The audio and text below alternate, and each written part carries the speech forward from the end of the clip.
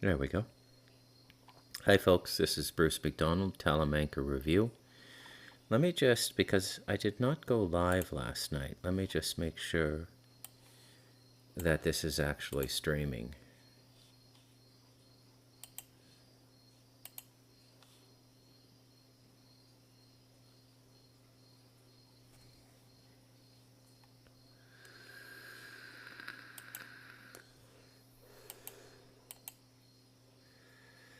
In the meantime,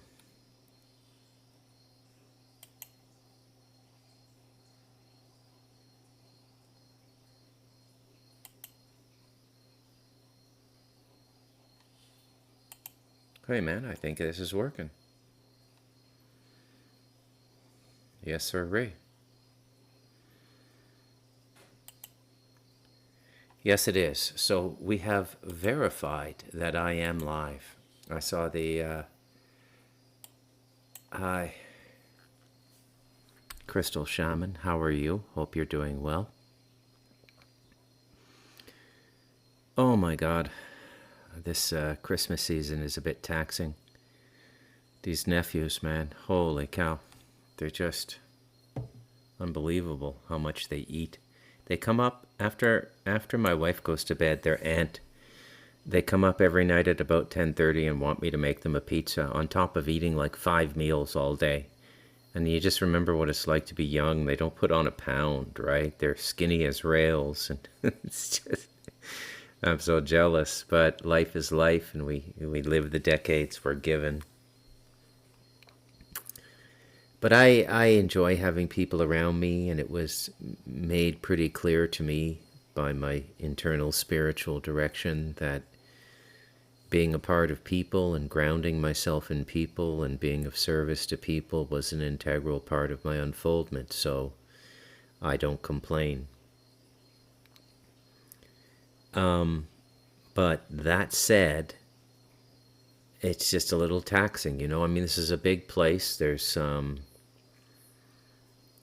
like, with the sauna, there's 5 different buildings up here, a standalone bathroom and, a bunch of stuff. But,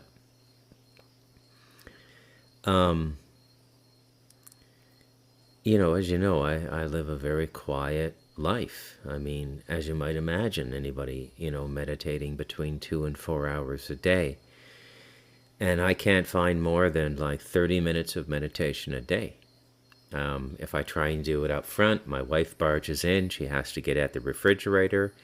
If I try and do it in the back, the 2 nephews are playing PlayStation 4 at a volume that would be high volume at an Ozzy Osbourne concert, right? And laughing and screaming the whole time they're doing it. And, by the time it comes to the end of the day, I just want to veg out and watch TV. It's a little bit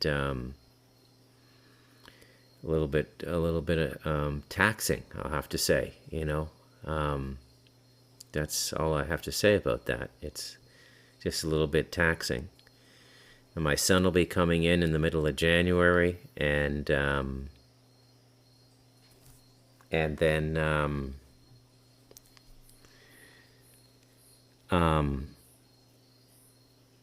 and then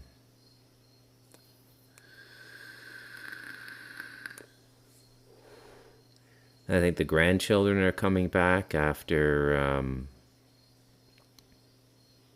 Christmas, like in the next week or so. They're like 4 kids. Like I think the twins are like 10.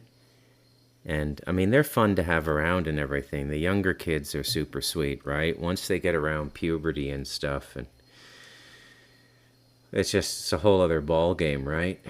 But so yeah, I'm coping, you know. But it's a far cry from when Bob was here, and it was just, you get up, you have a coffee, meditate for an hour together.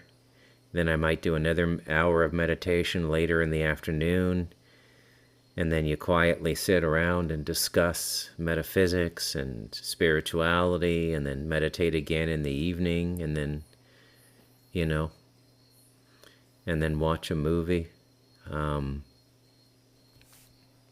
and so on and so forth. And so this is just something completely different. The Costa Ricans are extremely social people. And I don't know if you guys have ever experienced this, but extremely social people. And I don't know if this borders on some kind of a superstition or something. It might. But they don't like to be left in silence. Like, it's very difficult for them to live in silence. And silence is my preferred mode of living. And so just, sometimes it gets a little taxing. I try to keep it to myself. I don't complain. And you just sort of, get by and get through it all and all of these sorts of things. And,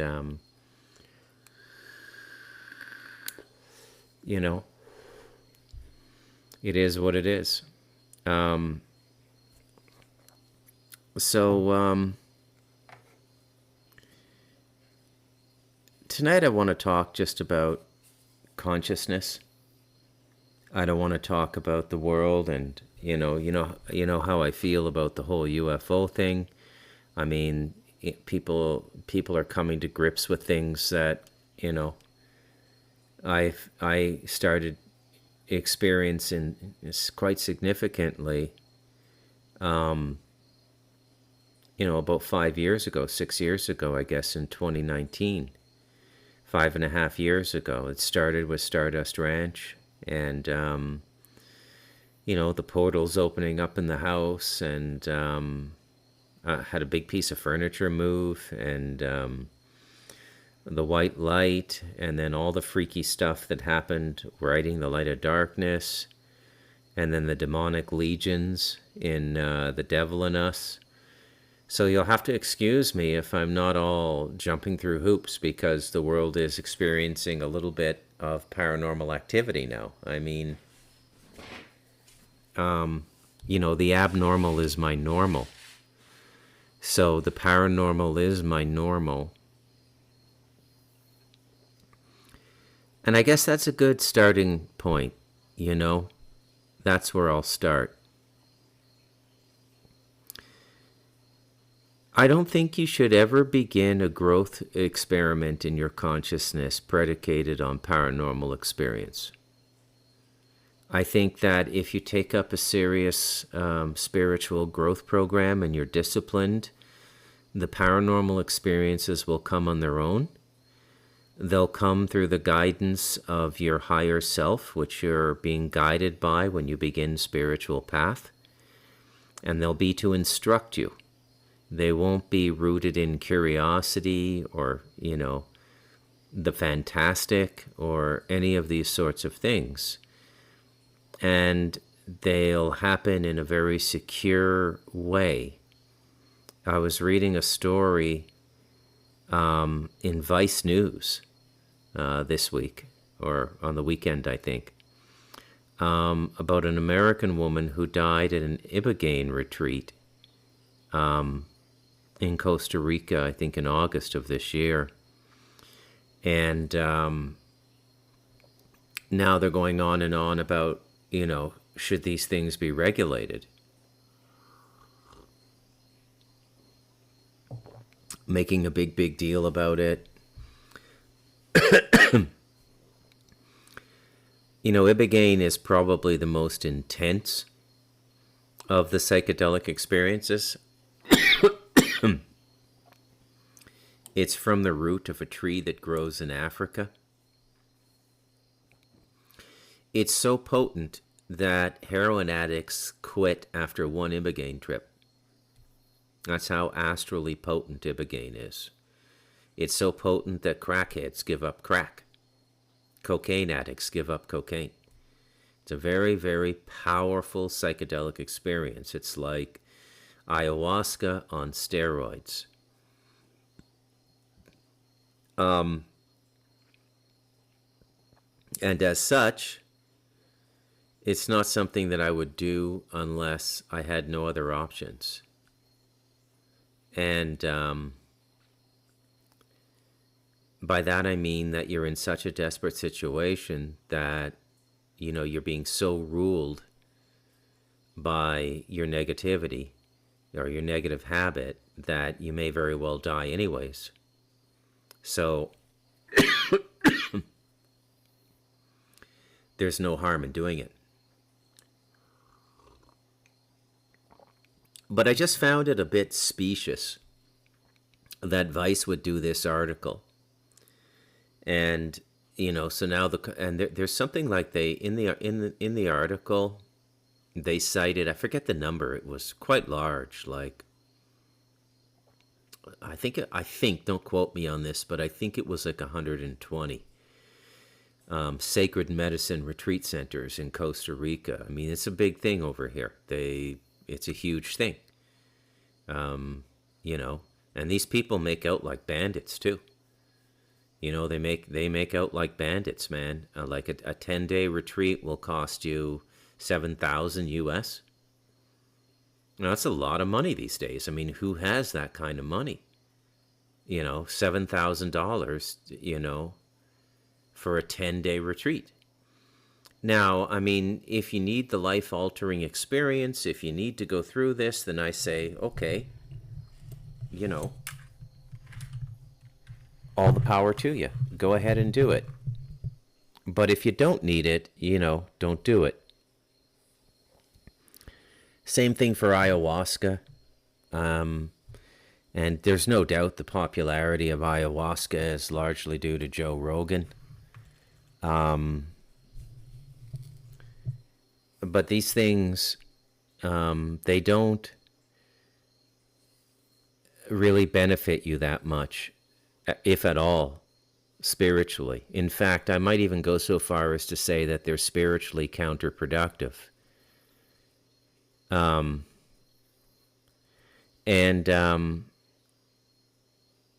Yeah, so I'll leave that topic alone. Before I get into the whole thing, what I wanted to talk about tonight, there's one other thing I just want to touch base on. And that is the death of Sean David Morton. He died, I think, 3 or 4 days ago. And I think I got the news on Saturday or Sunday. And,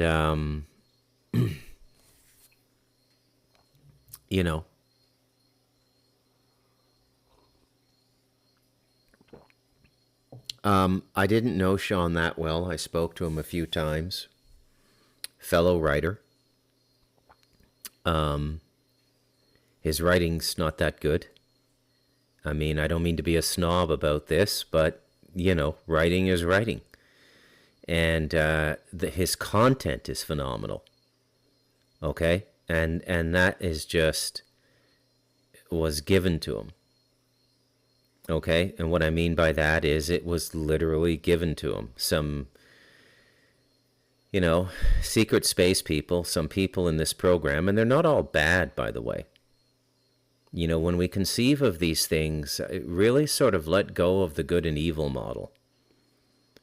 That's not really a good model to go through life with. And really, it's an affectation of the mind virus of the Abrahamic religions. There's good, there's bad, there's constructive, there's destructive. If you want to grow, stay around things that help you grow. Stay around things that fertilize you. Things that hamper your growth, don't necessarily call them evil, just say that they're not conducive to growth. But in my opinion, Sean David Morton is a hero of our time. And I don't mean that in any kind of ingratiating or facile way. The man, it was hard to see at times how heroic he was, because he had such a hammy personality. And he never showed fear. And that was an affectation of Sean. He was quite fearless. But make no mistake about it, he was targeted for writing the Sands of Times books and specifically putting in the formula for free energy in the first book. And he just put it right down on paper, the mathematical equation for free energy. And that's a no-no. The controllers don't want that. Okay, and we have controllers. If you have not picked that up listening to the Talamanca review, then I don't know what more I can do for you. We have controllers. I would say ultimately that the closest I've gotten to an actual definition of who and what they are is from another hero of our time, Robert Wiegand, and In the Light of Darkness, where he talks about psychically seeing the Council of 300 meeting and the interdimensionals, one behind each person at the seat, at the table, the Council of 300. The way the Council of 300 works is you have a principal and a second. So when George Bush Sr. had his seat at the Council of 300, his second was John McCain. Okay? And behind them is an interdimensional. Okay? It's really one of the more haunting descriptions of the controllers I've ever gotten, and how he described them. He said they have like massive IQs and they don't feel. And that's one of the ways that they're able to control us, is they control us through our feelings, right? We're human beings. We get attached to things. If somebody put a gun to my son's head or my wife's head, I would do whatever they wanted me to do. And these interdimensionals are not like that. They don't feel. Okay? Feeling is the special quality of our species. I'm not sure that the extraterrestrials have it to the degree that we do. And I think feeling is a special connection with the Creator. And I think human beings have a stronger connection with the Creator than many of these powerful extraterrestrials. And remember how I thread through all of this. And this is sort of filling in the topic, by the way, the whole thing. The Creator is amorphous. The Creator, you can never see the Creator. You can never be the Creator. Well, you can be the Creator. It's like Rumi, the Sufi poet, said, I went looking for God and all I found was myself. I went looking for myself and all I found was God. The way we've been constructed, which is a very special design in the universe, is we have been given a heart center, a feeling center that is different than other species. Reptilians don't have it, the Greys don't have it. Even some of these higher order beings that everybody puts on a pedestal don't really have it to the degree that we do. Pleiadians don't have it. What happens is as you start to get into cosmic consciousness, your feeling diminishes.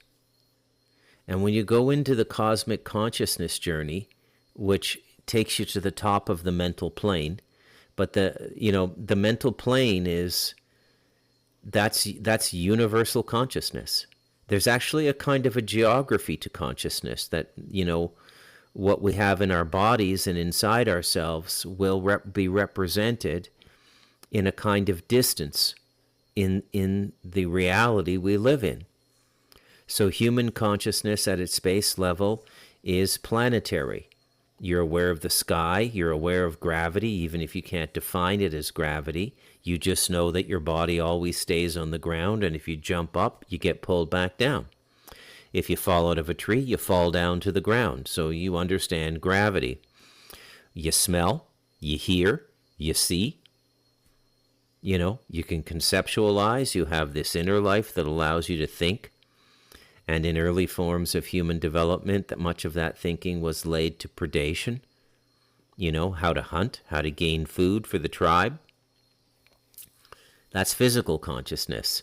Next after that comes astral. And astral consciousness is related to our solar system. Now, astrology and astral consciousness go hand in hand. Okay? And astral consciousness will allow you to communicate with many of the things in this solar system. And even though when we look at a planet and we look at it through the lens of a human being, we may say there's no life there. But that doesn't mean that there isn't life there. Because there's a planetary astral. And many people with connections to the planet will not leave the planetary astral. Okay? So there's life on every planet. If not on the third dimension, on the fourth dimension, the astral. Causal consciousness is galactic consciousness. Okay? And this is probably best represented by Andrew Bartzis at his best, which was about 2013, 2014. There's another guy on Gaia now who's a big record reader. And Matthias De Stefano. And he's also an Akashic record reader.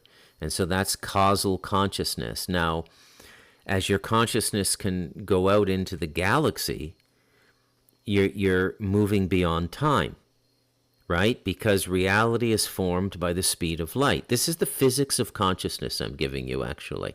I titled the podcast the whole thing, but I'll also subtitle it The Physics of Consciousness.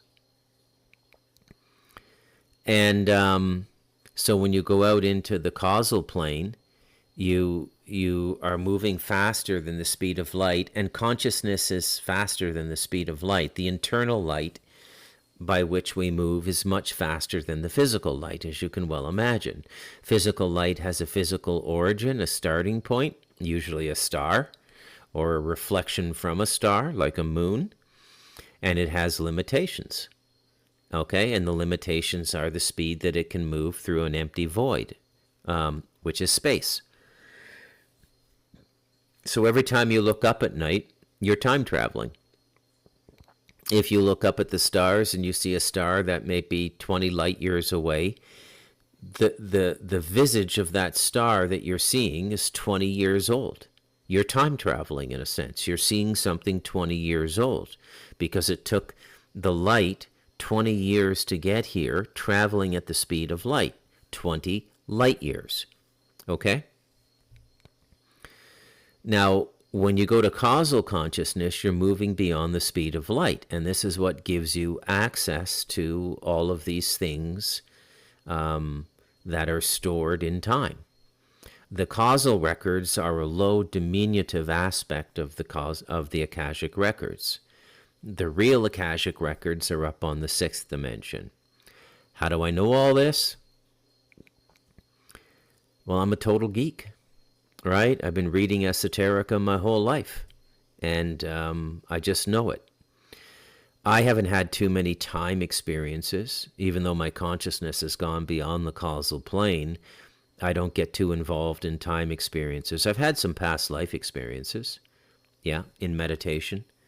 I know a lot about myself in this life, and a lot of times what you're going to be working on in the life will be written into the life for you. It'll be in your birth date, it'll be in your parents, it'll be in your culture, and those things will represent what you're here to work on.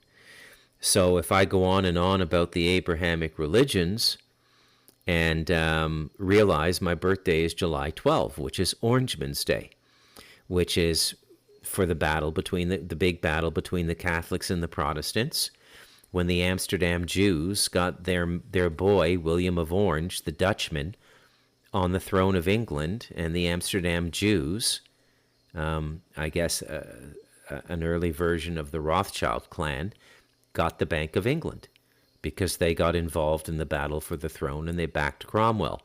When it was all over and the Stuarts regained the throne, the Amsterdam Jews did not back Cromwell or demonstrate any loyalty to him. They allowed him to be beheaded. Find a moral in that story, if you will.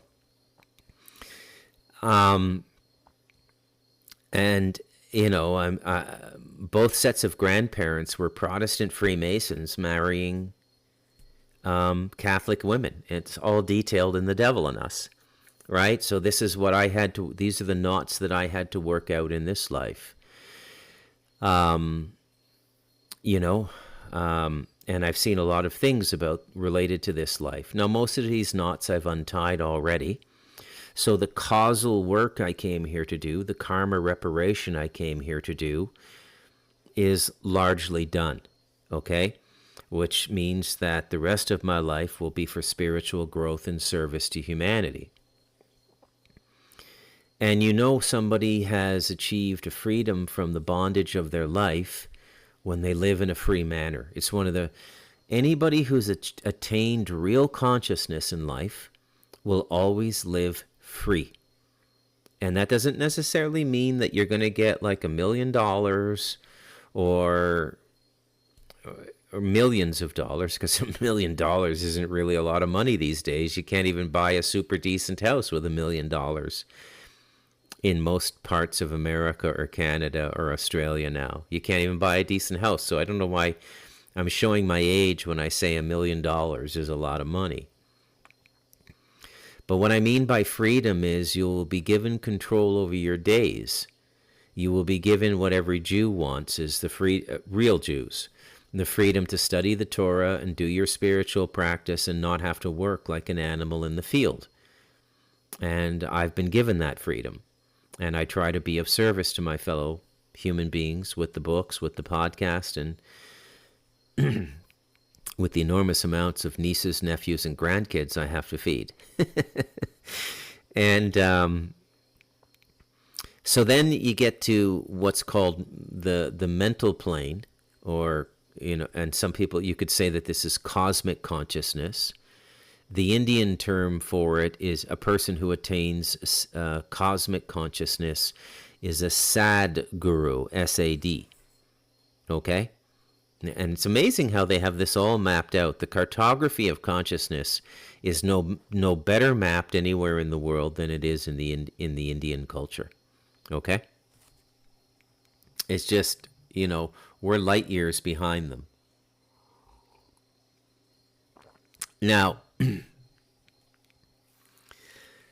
a lot of the extraterrestrials are probably operating in cosmic consciousness, but cosmic consciousness is still in the universe. So you go beyond the galaxies and you have what you would call universal consciousness, okay? Universal consciousness. And then there's a bunch of layover dimensions that are creeping in from other universes that have tried to, I don't know what the word is. Really what they're trying to do is siphon energy from this world, because their source connection, their God connection, which is life, has been severed. So they're dying universes. And they literally try to build interdimensional gateways to other universes to siphon the energy out of that universe. That's going on in our universe as well. We have at least one dark universe that is trying to siphon off of our energy. If you want to do a deep dive on that, there's no better material out there than the Ashayana Dean material, the Voyager series. But again, it's very spiritually toxic. Remember, go back to the beginning of the podcast. We're not, the gift of being human is the gift of being able to easily access the God consciousness, which, by the way, in the Indian vernacular, they say Satguru, S-A-T-G-U-R-U. So Sadguru is cosmic consciousness, and these are the highly developed yogis, and the cosmic consciousness people are the ones that are always doing the miracles. Okay? They get it. It's kind of like, I don't know, a spiritual petulance, if you will. Okay, they like to do things like levitate, and they can really do it. Don't let these blowhard Catholic priests doing all the podcasts now tell you that every time you see that it's demons. Sometimes it is. Okay, and this is another thing. It's, you know, so I've already said in this podcast tonight that it might be not a bad idea to give up the concept of good and evil. And it might also not be a bad idea to give up the idea of, you know, this pseudo barrier in the Abrahamic religions, which is, or I'll tell you what it is. It's one of those little fake walls you put up, you know, when the kids are too big to be in a playpen or a crib, okay? So, but you don't want them roaming around the house and falling down a flight of stairs. So this is usually around 2.5 or 3 years old, right? And you put up one of those kid walls and you leave them in the living room, and you take out all the sharp and heavy stuff like ashtrays and stuff, and you let them play in there, okay? That's what the Abrahamic religion is. It's basically one of those kid walls. Don't go beyond this wall. Well, how are you going to learn anything if you don't leave the living room? Okay? But that's how they want you. They want you infantilized, okay? And that's how I feel about it, and I'm not going to pull my punches, okay? So cosmic consciousness is where you really understand everything there is to know about the universe, but you haven't surrendered to God yet. And when you go that final step into God, then you become like a child almost.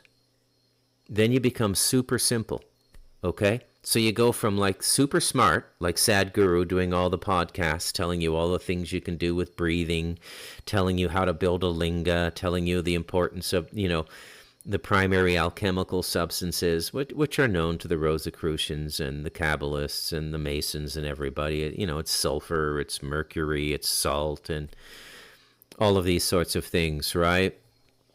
And really, when you listen to the yogis, they're like really kind of genius, and it's like, but very mental, right? And very ritualistic. Everything is done in sequence. Everything is done at a certain time, astrologically. There's a lot of logistics to yoga, okay? Unless it's God yoga, which is God, yoga just designed to, connect you to the divine. So Satan would be the ruler of the astral world, and Lucifer would be a high potentate in the mental world. Okay? That's how I would distinguish them. Okay? So how do you prove any of this stuff I'm saying to yourself? How do you prove it to yourself? Well, you can't do it reading. That's the number one thing. You have to take up a practice. Okay? And you can start with a practice that has object artifacts, whatever they may be. Okay? You can, if you want to start with tarot cards, start with tarot cards. If you want to start with rune stones, start with rune stones. If you want to start with some text, start with some text. But at a certain point, you're just going to be out there completely on your own, and you're just going to be doing pure spiritual exercise, which is meditation and going into samadhi, and then bringing the consciousness back down into your body. Okay? That's what you're going to end up doing. Well, how does this manifest? Well, you see, okay, so let me put it to you this way. The yogi can do miracles. I have a lot of miracles happen around me, but I'm not doing them. You understand the difference? It's an affectation of the energy. I'm like a cell tower, and the energy is coming through me, and it happens around me. Little miracles happen all the time, sometimes bigger miracles. And it's amplified significantly since I came up to the mountain, 8 years ago. Quite a bit. And it's because I created a monastic life up here. That's why it's happening. Because I created a condition in which it can happen. And I said to the universe, I'm ready to go to the next level. I'm ready to dedicate myself and go further and further and further and further. So what's going on now is perfectly articulated by a friend of mine who's in the chat now, Zaralath. And he said to me in a text message on Skype today that one of the sheaths of consciousness is being removed. And he's right. And I've been saying this on the Talamanca review for some time. Not that language, though. Not one of the sheaths of consciousness is being removed. What I've been saying is we're going through the fourth dimension, the astral, kind of like that wagon caravan in the Taylor Sheridan series, 1883, going across the West to get to Oklahoma or Colorado or wherever the hell it is they're going, ultimately Montana. But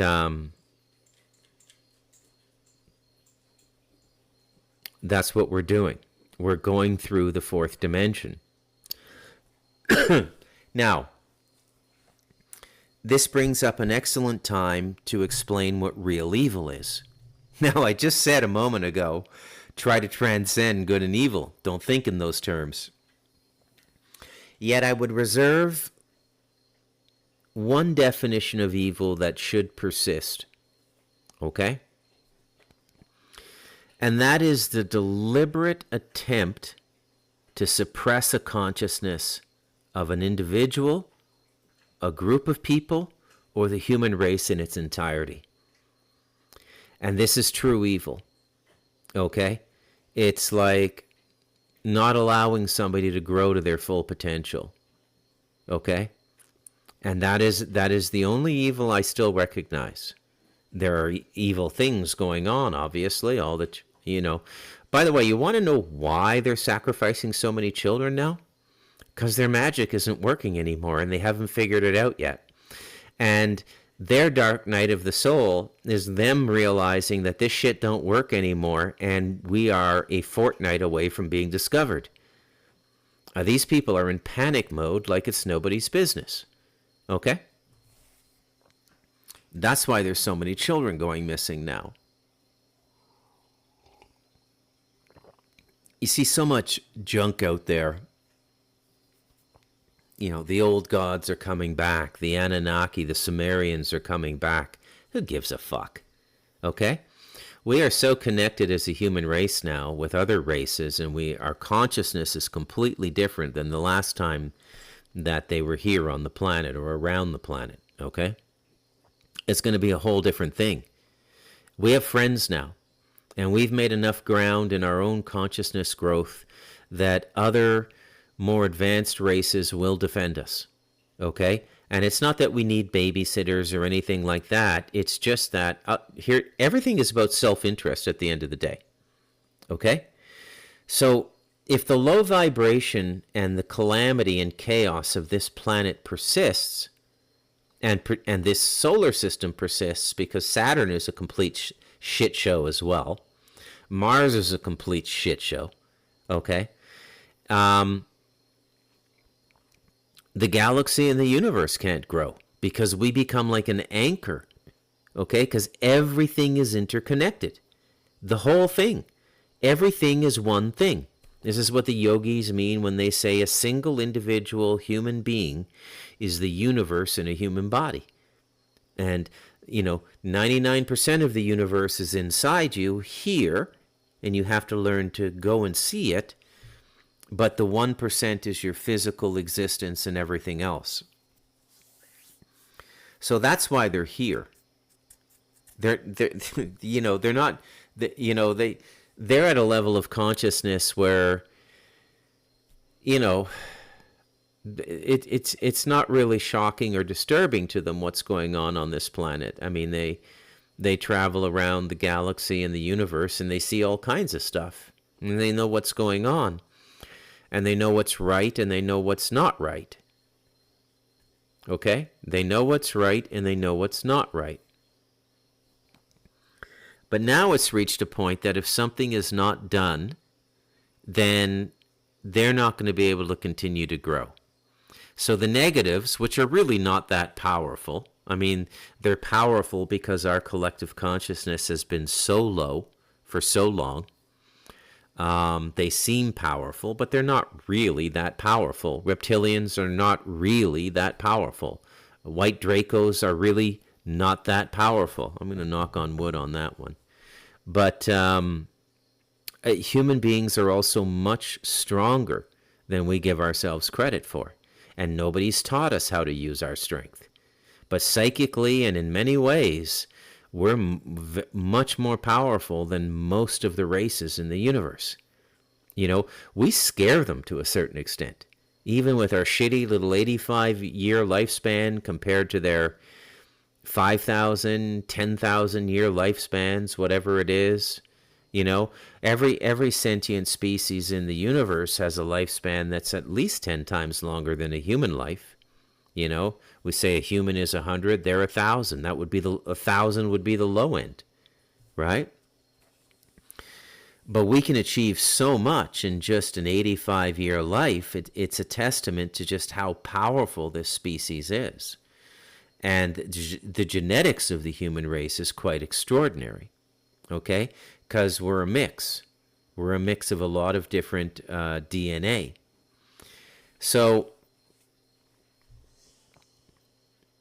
the whole thing is the whole thing. But you're not going to believe anything I'm telling you until you start to have your own mystical experiences.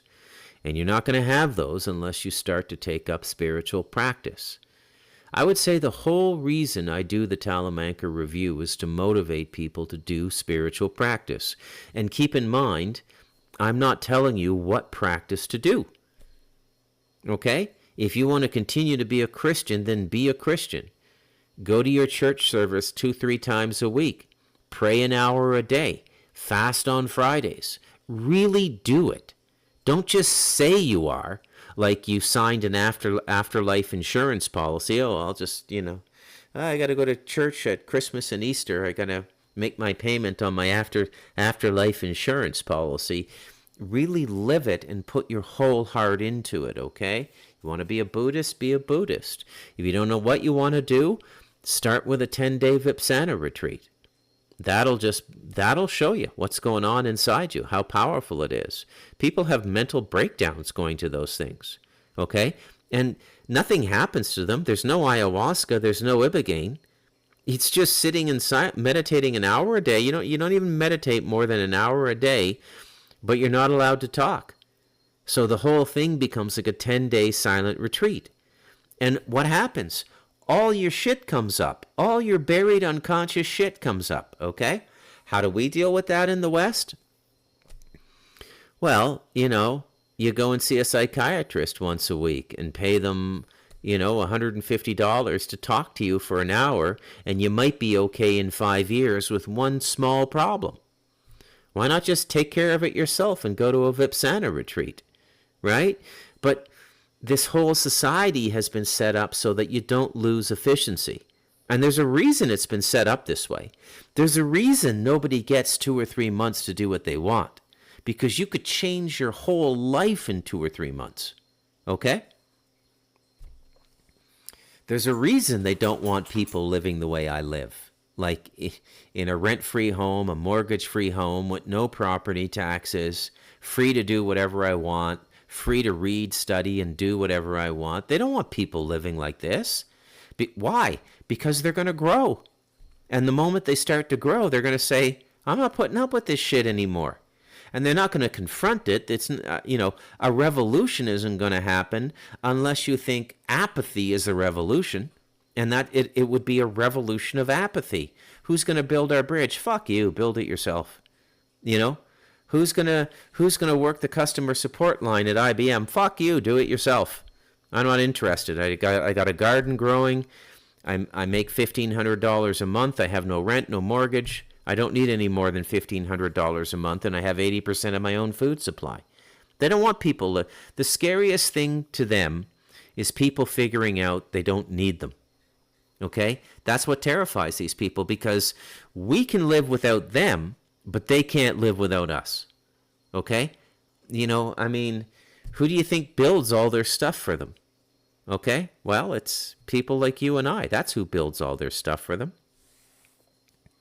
So the whole thing starts to come together when you start to have experiences. And the experiences will play with time to show you that time doesn't really exist. And you'll be shown in your unique way that time doesn't exist. But it'll be a concrete experience. You won't be able to deny it. It'll be scientific, but scientific only for you. Okay? And that's the only reason spirituality has never become a science, is because you can't really share results. Okay? You can sort of measure the growth in a person by how they perceive, but you can't really share results. And by the way, That's why the scientific method and all the heavy-handed subject-object paradigm was brought in the 20th century to make you think you're crazy when you think differently. And lo and behold, they bring psychiatry in to be a companion industry along with the physics and the biology and the chemistry and all the stuff they tell us is reality. And it's not reality. It's, you know, it's a tiny interpretation of reality. That's all it is, okay? So, there's never been a better time to begin a spiritual life. There's never, ever been a better time to begin a spiritual life. And if you're not motivated now, you're probably never going to get motivated, you know?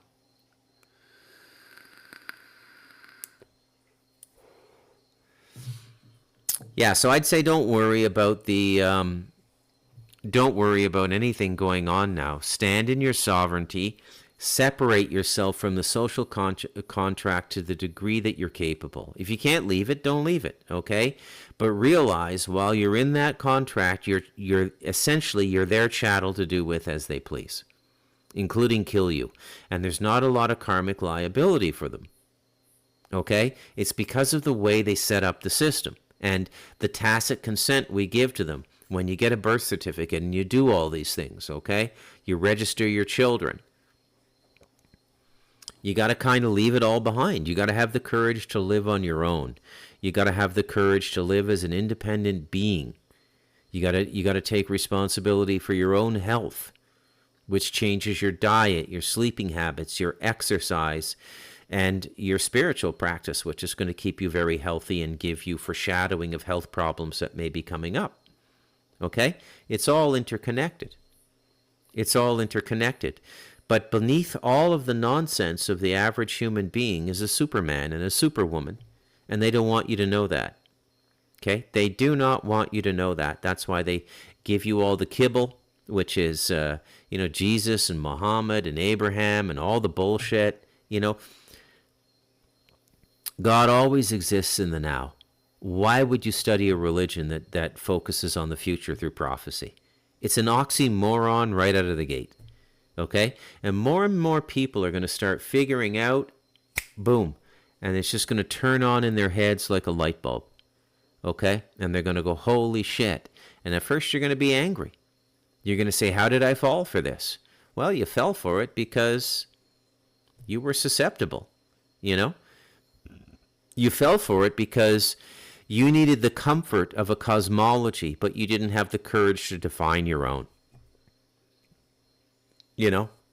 That's what it comes down to. Now,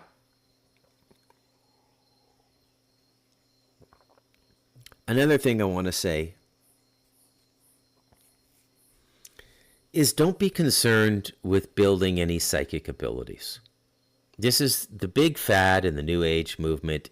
It's nonsense, okay? It's nonsense and just a distraction from what you're supposed to be doing, which is merging yourself with the divine and being a grounding instrument for the divine energy on the planet, okay? And all of these things, whatever, Reiki and all of these sort of things are they're just really distractions, okay? For some people, they're gateways into a spiritual awakening.